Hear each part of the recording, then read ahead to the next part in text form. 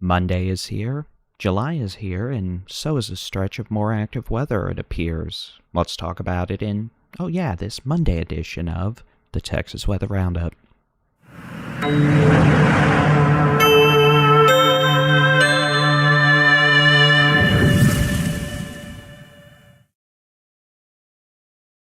Thank you to Storm Pro Solution for sponsoring today's Texas Weather Roundup.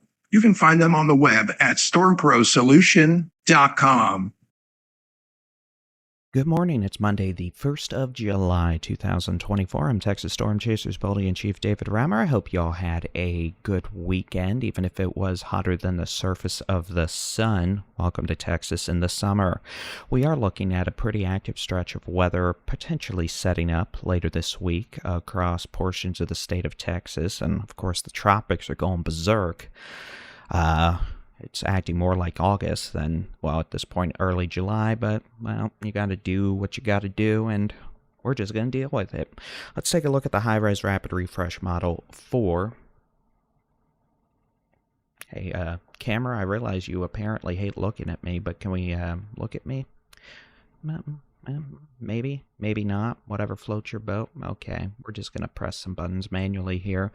But again, as we take a look at the high-res rapid refresh model, and, oh, that was a bad button.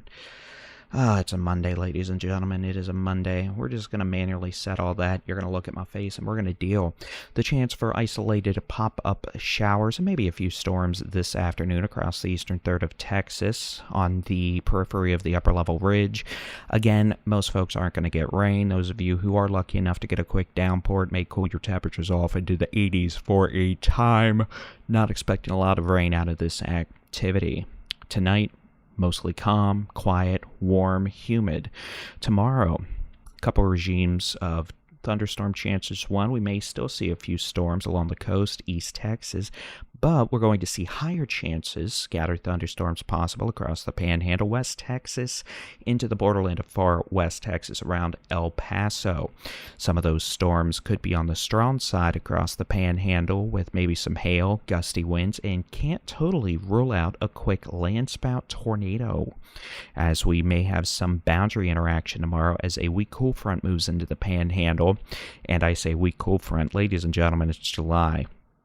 A cold front in July isn't going to do much, but that front may shift further south as we progress later in the week and we see the upper level heat dome relocate its happy self to the western coast of the United States, leaving us in a bit of a northwesterly flow, a pattern change which would result in maybe some increased thunderstorm chances across more of the state and maybe a bit of a cool down. We'll talk about it. Here's the wildfire outlook over the next few days across the state of Texas. As we continue to deal with mostly dry, hot summer weather, we're starting to see our wildfire threat increase.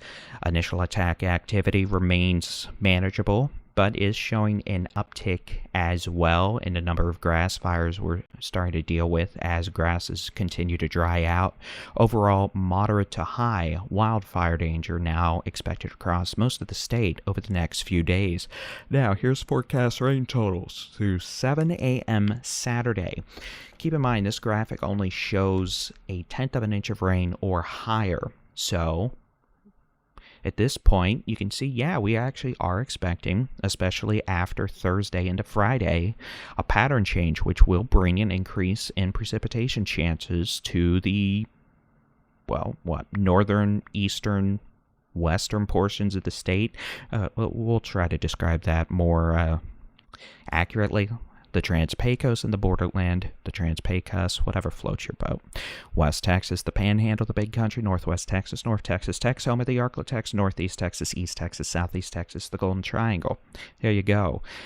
The potential for scattered showers and thunderstorms during the afternoon hours becoming more probable as we head into Thursday, Friday, and the upcoming weekend. As we head into the upcoming weekend, looks like more of the state that may look relatively sparse in the rainfall department here may see some more rain as we head into the weekend. Now, at this point, we're not talking about, widespread rains. We're not talking about, crazy, holy moly guacamole, nightly thunderstorm complexes. We're talking about increasing afternoon pop-up shower and thunderstorm chances as the upper-level heat dome shifts into the western United States.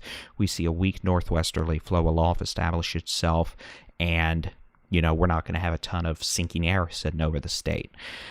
We may actually see some thunderstorm complexes move into parts of the panhandle from New Mexico, Colorado this week as that weak northwesterly flow establishes itself, and we'll have to keep an eye out for that. Now, you might be asking, well, Mr. Baldy, what about the tropics? Well, let's talk about that. The National Hurricane Center is busy this morning monitoring 3 systems. We've got Hurricane Beryl, which is located over about to be in the far eastern Caribbean. It's a major hurricane. We'll talk more about that in a minute. Tropical Storm Chris developed quickly last evening and made landfall in mainland Mexico way south of Texas.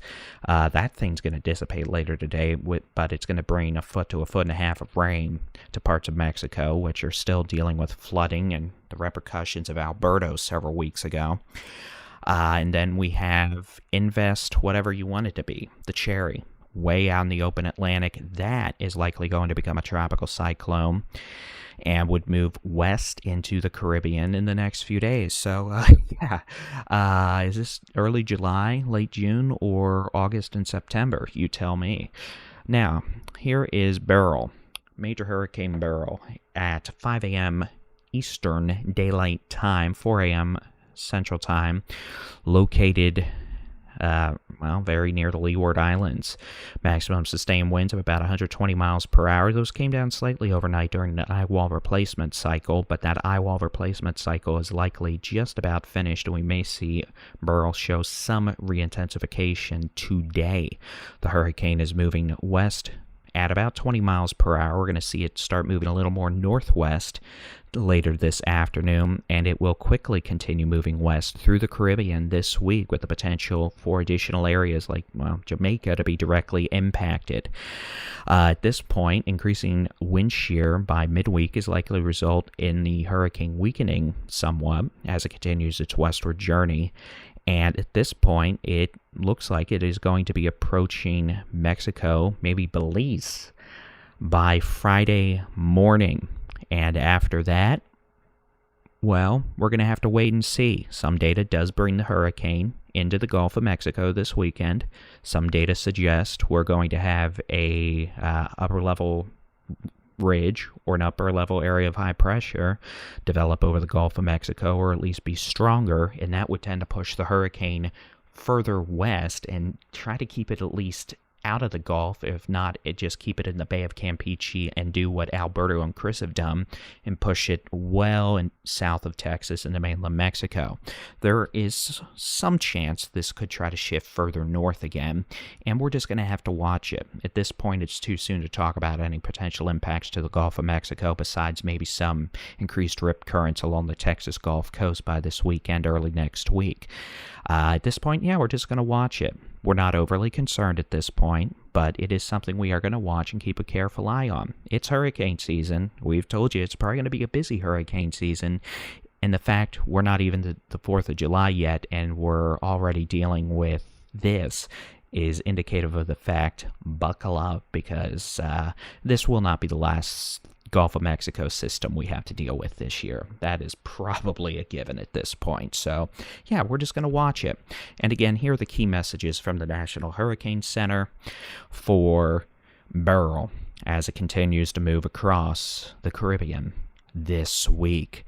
Now, again, for us, no impacts in terms of our forecast over the next 5 days. If it does try to shift further north, we may have to deal with some forecast changes over the weekend and early next week. But in terms of sensible weather forecast, here you go. Here's today's high temperature forecast. It's hot. Highs in the 90s to triple digits continue. Same as this weekend. It's hot. But, it's not 110 to 115 degrees at this point, which is a benefit. If y'all remember last August, we were doing that on a daily basis. We're not doing that. It's hot. It's pretty darn hot, but it's a couple degrees less hot than last week. I don't know. I'm just looking for silver linings here. Tomorrow, it actually gets a little warmer. So bye-bye silver lining. Hello, sunburn. Highs tomorrow afternoon, 103 to 107, the Permian Basin, northwest Texas, the big country, parts of West Texas, the eastern panhandle coming off the Caprock into the Concho Valley, Texoma. DFW 102, probably triple digits all the way down I-35, Waco, Austin, San Antonio, Laredo. Looking like we may hit 100 tomorrow in Houston. Yeah, it's going to be hot, so it's summer. Wednesday, cool front we talked about a bit earlier with increased thunderstorm chances in the panhandle. That will start to allow high temperatures to come down a bit in the northwestern panhandle, maybe 91 in Dalhart. Hey, that's better than 105. Everyone else, it's still hot. As we head into Thursday, a little front itself, less clear on this shot back in the 90s, triple digits galore. But then Friday, heat dome relocates western United States, leaving us in more of a northwesterly flow aloft. And then we actually start to see more of a legitimate cool front with highs in the 80s on Friday in the Panhandle, West Texas.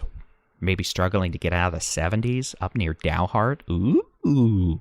Highs otherwise remain in the 90s to triple digits across the state, but we may see some cooler weather arrive on Saturday and Sunday with an uptick in thunderstorm chances, perhaps the weekend and next week across the state as the pattern change continues. Now, here is Wednesday, the 4th of July is Thursday. Boy, my dates are messed up. So here's the 4th of July, Thursday. Afternoon high temperatures, it's going to be hot. Maybe some chance for isolated scattered thunderstorms during the afternoon in the Panhandle, West Texas, the Permian Basin, Trans-Pecos, Big Bend, borderland for West Texas. We're talking the western quarter, the western third of Texas. Rest of Texas, thunderstorm chances well below 20%, and most activity is probably going to be trying to dwindle as we approach sunset and thereafter. So in terms of Thursday evening festivities outdoors, it's going to be warm. Temperatures are going to be in the 90s still across most of the state. So it's going to be a hot one, but most likely for a vast majority of the state, a dry one. But with that in mind, please don't set your pasture, lawn, backyard, neighbor's lawn, half your city on fire with fireworks. Be mindful of the fact that it has been dry lately and the grass is combustible. Yeah. So that'll be it for your Monday edition of the Texas Weather Roundup. We will be keeping a close eye on the tropics. And again, if that track for Beryl shifts a bit north over the weekend, we could have some issues. But for now, we're just in a careful watch and monitor mode. I wouldn't be changing your travel plans at this point if you're going to the Texas Gulf Coast, any of that. But, well, we'll see what's going on with the tropics later this week. Otherwise, hey, there is hope that we could be dealing with at least some higher chances for rain as we get into the weekend and next week. And with that, not as hot weather. As always, you can keep an eye on the sky with the free Texas Storm Chasers mobile app. Just search for Texas Storm Chasers or you download apps for your device. And of course, find us on YouTube, Texas Weather Center. Y'all make it a great Monday. We'll chat with y'all again tomorrow morning, sooner if needed. Have a great day. God bless.